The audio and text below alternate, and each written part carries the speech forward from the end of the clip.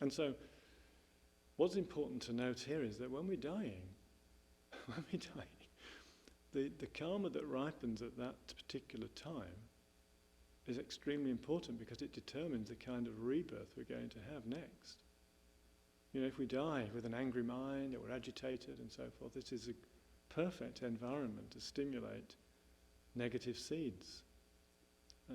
It sends us into a lower rebirth. So very similar to, like if just before you go to sleep at night, if you hear some bad news or someone criticizes you, or you get some disturbance, you feel unhappy, or you're worried about something, you go to sleep, then you have nightmares, don't you? Your sleep is agitated.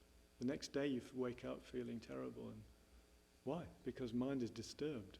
In that disturbed mind, all this negative karma starts to ripen and give these bad feelings and so forth. So that may be not so important while we're alive now, but when we die, the same process happens. Then this is the dream that we go into, or the life we go into next, may just last a long time. It's not just one night dreaming, could be hundreds of years or something like that. So, it is said to be easier for human beings to attain enlightenment than it is for beings such as animals to attain a precious human rebirth. So a sentence like that, I think, what does that mean? Exactly what it says. It's said to be easier. If we want to become a completely pure person, completely clean our mind, through engaging in correct meditation, purify our mind, get rid of all our negativities, it's easier for human beings to do that than it is for a being who's now an animal, somehow to raise themselves up to become a human. Why? Why is that the case? Because poor animals, let's say cats, for example.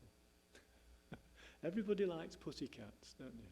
These little ones, Their ancestors, the big cats, they're the ones who will eat you, aren't they? But these little domesticated cats, oh, nice pussycat. What is that pussycat thinking about? It's looking at you, isn't it? I used to have cats. They're looking at you and they're thinking, if only you were small enough, I'd eat you.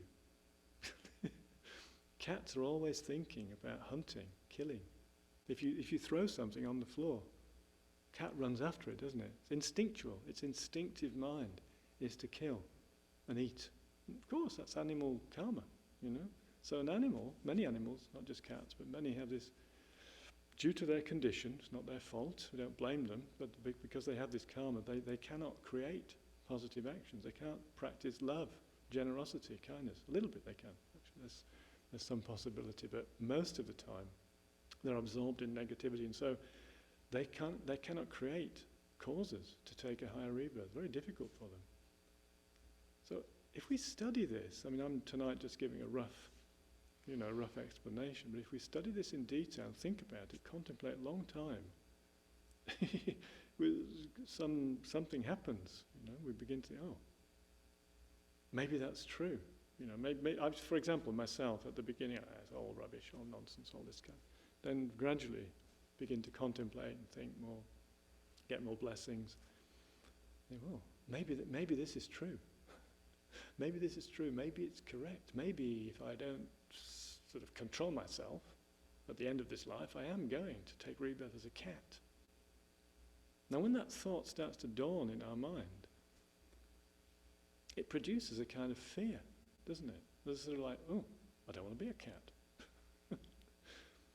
Why? Because, I have a miserable life. I could be a stray cat on the street or something. I could get eaten by something else. So what is the point of doing that? What is the purpose of generating that kind of fear? Is, as we said, is to prepare protection so we don't have to take that kind of birth. In other words, we make decisions later on, it's our choice whether we do this or not. We make a decision, I'm going to stop engaging in the kind of actions of body, speech and mind that are going to ripen as rebirth in the lower realm. I'm going to stop that. I believe that killing is a harmful action that will take me into a lower experience.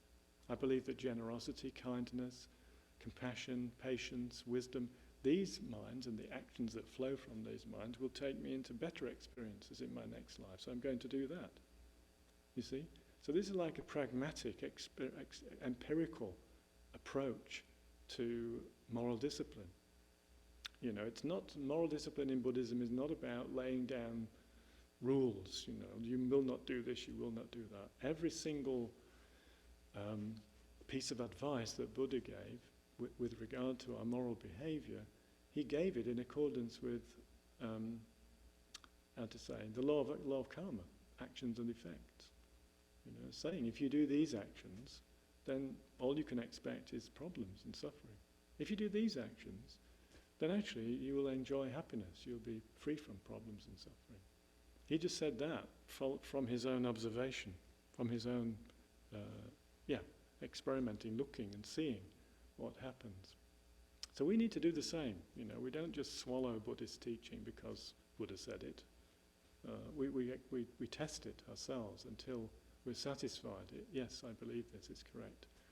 And then, you know, we take responsibility for our decisions that we're making about our life.